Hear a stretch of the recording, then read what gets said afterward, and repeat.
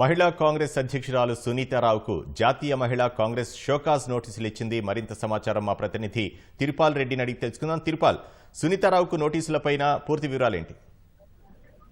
వినోద్, ఇటీవల జరిగిన కొన్ని సంఘటనలను దృష్టిలో పెట్టుకుని మహిళా కాంగ్రెస్ అధ్యక్షురాలు ఈ నెల 14వ తేదీన గాంధీ భవన్ లో పిసిసి అధ్యక్షుడు ఛాంబర్ వద్ద ఆందోళన దిగారు. దాదాపు 2 గంటల పాటు మహిళా కాంగ్రెస్ అధ్యక్షురాలు సునీతారావుతో పాటు మరికొంతమంది నాయకులంతా కూడా కలిసి ఛాంబర్ దగ్గర ధర్నా నిర్వహించి నినాదాలు చేశారు. దీనిని కాంగ్రెస్ పార్టీ తీవ్రంగా పరిగణించింది. పిసిసి అధ్యక్షుడు స్వయంగా తన బంధువులకి తనకు కావాల్సిన వాళ్ళకే పదవులన్నీ కట్టబెడుతున్నారు, కాంగ్రెస్ పార్టీలో పనిచేసిన వాళ్ళకి ఎవరికి ఇవ్వలేదని చెప్పేసి ఆరోపణలు కూడా చేశారు.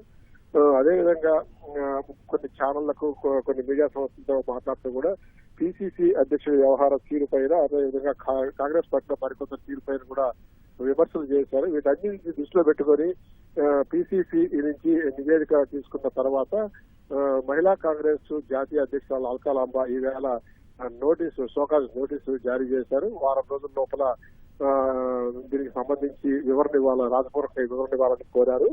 ఆ నోటీసులో స్పష్టంగా పేర్కొన్నారు పలు అంశాలను.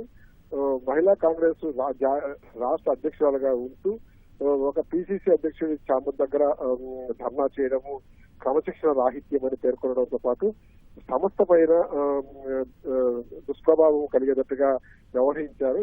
ఎన్ని కలిపి మొత్తం మీద కాంగ్రెస్ పార్టీకి కొంత చెడ్డపేరు తెచ్చినట్టుగా వ్యవహరించారు. కాబట్టి మీరు వారం రోజుల లోపల మీరు ధర్నా నిర్వహించిన వ్యవహారం పైన, అదేవిధంగా మీరు వ్యవహరించిన తీరు పైన పార్టీ నియమ నిబంధనలను ఉల్లంఘించి క్రమశిక్షణ రాహిత్యానికి పాల్పడిన తీరు పైన మొత్తం కూడా రాతపూర్వకంగా వివరణ ఇవ్వాలని చెప్పేసి షోకాజ్ నోటీసులో స్పష్టం చేశారు.